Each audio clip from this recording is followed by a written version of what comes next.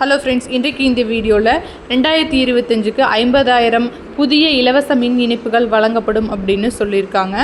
அதோடு சேர்ந்து முக்கியமான அறிவிப்பு ஒன்றையும் அனௌன்ஸ் பண்ணியிருக்காங்க. அது என்ன அப்படிங்கிறது இந்த வீடியோவில் டீட்டெயில்டாக பார்க்கலாம்.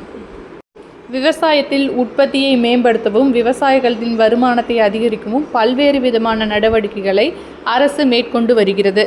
அந்த வகையில் விவசாயத்திற்கு இலவச கட்டணமில்லா மும்முனை மின்சாரமானது வழங்கப்பட்டு வருகிறது.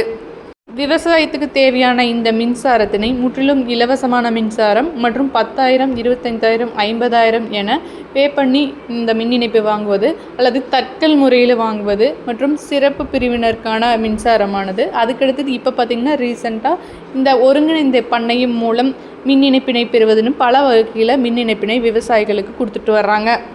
அந்த வகையில் ஒவ்வொரு ஆண்டும் 50,000 மின் இணைப்புகள் இலவசமாக வழங்கப்பட்டு கொண்டிருக்கிறது.